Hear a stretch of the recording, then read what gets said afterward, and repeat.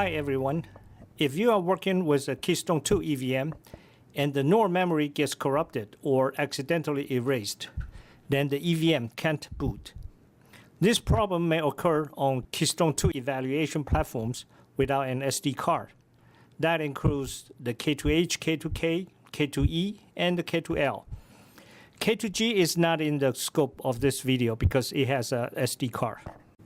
This video shows how to restore the factory default image in NOR memory on Keystone 2 platforms using Program EVM.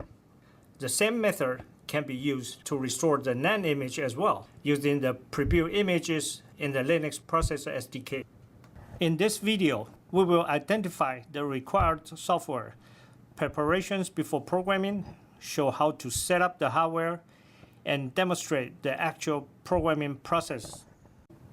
To restore factory default images, Code Composer Studio and the Linux Processor SDK are required. Both can be downloaded from Processor SDK download page. In this video, I'm using K2E Linux Proc SDK 3.2 release and the CCS version 6.1.3.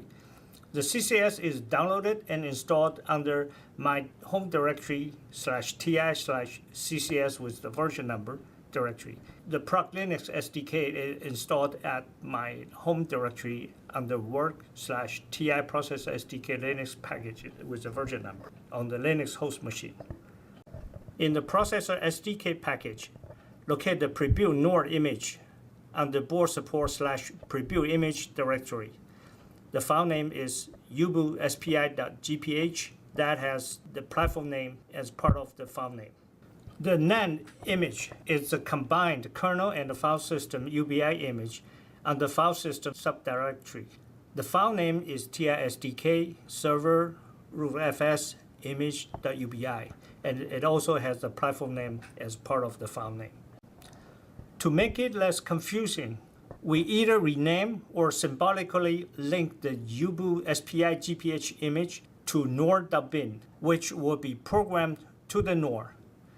The same process can be used to rename or symbolically link the UBI image to nan.bin. These corresponding file name changes should be reflected in both NOR writer input.txt and the NAND writer input.txt files. So we edit them and update them with correct file names. Then we need to export two environment variables. They are the DSS_script_dir and the program_EVM_target_config_file. They should point to the CCS base/scripting/bin directory and to the platform Linux host.ccxml files, respectively. Using K2E EVM as an example, the SW1 dip switch by the LCD screen should be set to the DSP no boot mode. That is, all 4 pins should be set at the on position. Then we can connect a Linux PC to the onboard XDS200 USB connector using the provided USB cables in the box. Then we can power up the EVM.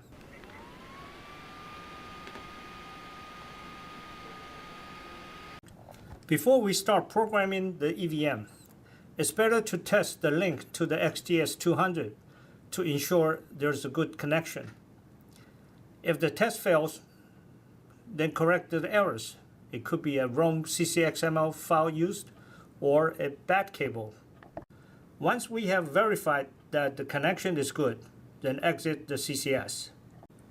Now we can start programming the EVM with default factory images. This should be done in bin/program EVM directory by running the JavaScript-based DSS script with information of which platform it is and which memory to be restored.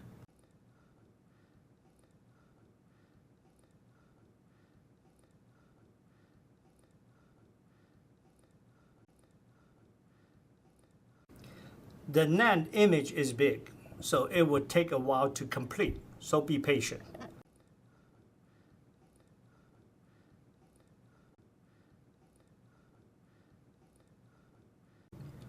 Once completed, the SW1 dip switch need to set back to ARM SPI boot. That is from pin 1 to pin 4, off, off, on, off.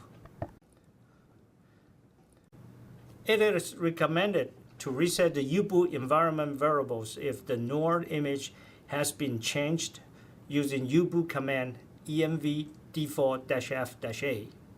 Then do a save env to save it for future use. To test that the NAND image is restored successfully, set the U-boot variable boot to UBI and boot the EVM.